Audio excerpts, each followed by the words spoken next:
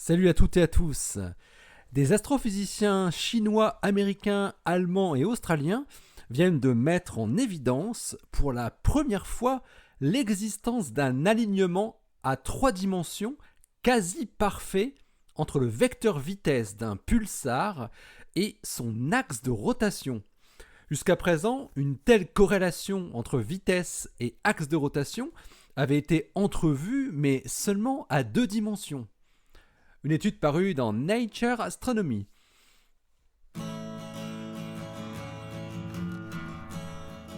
Astronomie, astrophysique, cosmologie, astroparticules. Ça se passe là-haut, par Eric Simon. C'est avec le radiotélescope géant FAST, le 500 Meter Aperture Spherical Radio Telescope, que Yao Jiumei, des observatoires astronomiques nationaux de l'Académie des sciences de Chine, le NAOC, et ses collaborateurs ont étudié de très près le pulsar nommé PSR J0538 plus 2817 dans le résidu de supernova S147. La plupart des pulsars sont animés d'une certaine vitesse qu'ils ont acquise au moment de leur naissance lors d'une supernova. L'explosion étant rarement exactement de symétrie sphérique, l'astre compact résiduel est propulsé dans une certaine direction. On appelle ce phénomène un kick de supernova, un coup de pied au cul, qui peut produire une vitesse de plusieurs centaines de kilomètres par seconde. L'asymétrie dans l'explosion qui en serait responsable n'est pas encore très bien comprise. Elle a été tour à tour attribuée à une asymétrie de l'éjecta de l'explosion ou bien à l'asymétrie de l'émission des neutrinos. Les astronomes avaient déjà observé un lien étonnant entre le vecteur vitesse de pulsars jeunes et leur axe de rotation. Mais ces mesures étaient basées sur des mesures de vitesse projetées en 2 dimensions, dans le plan orthogonal à l'axe de visée. Cette restriction est due à la difficulté de déterminer la vitesse radiale des pulsars.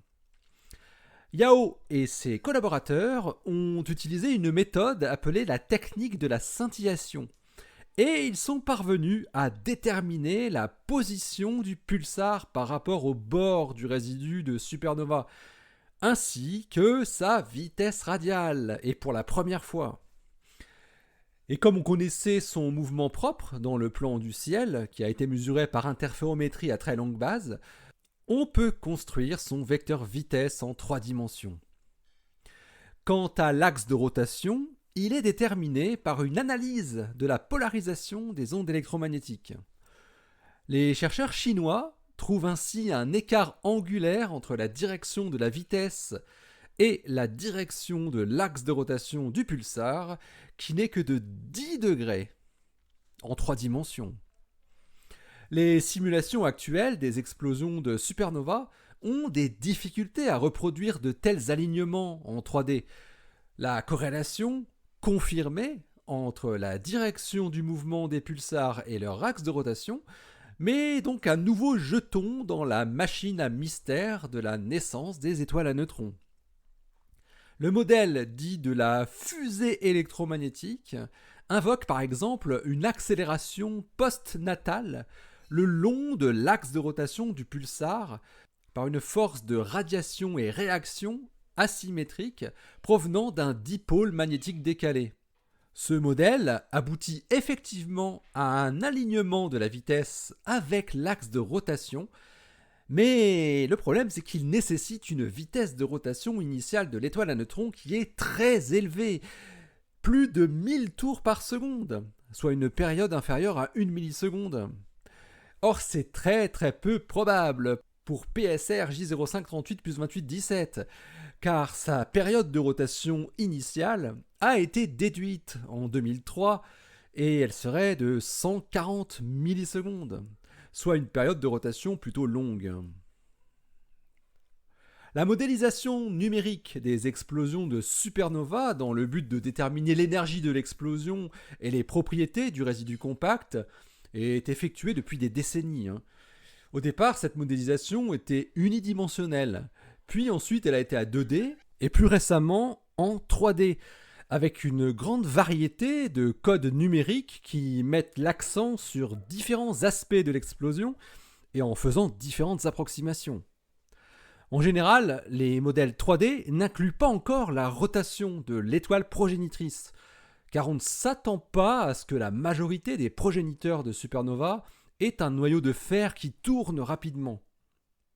Dans ces simulations, les kicks de l'étoile à neutrons pourraient résulter d'asymétries dans les éjectats ou dans l'émission de neutrinos, et les spins résultent plutôt de la retombée des éjectats sur l'étoile à neutrons. Donc dans ces modèles, il y a en fait peu ou pas de relation entre la direction du kick de l'étoile à neutrons et l'axe de rotation, et donc aucune tendance à l'alignement.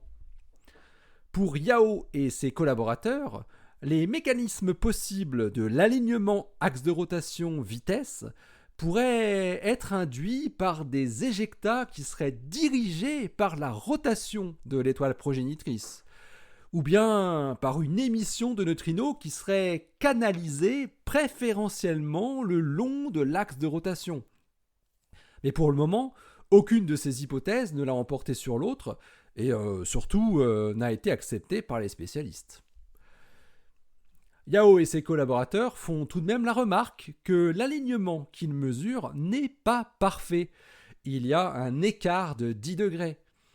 Or, parmi les détections existantes d'alignement, entre guillemets, spin-vitesse en 2 dimensions, des désalignements faibles de 5 à 10 degrés ont été observés dans de nombreux pulsars, y compris déjà PSR J0538 plus 2817.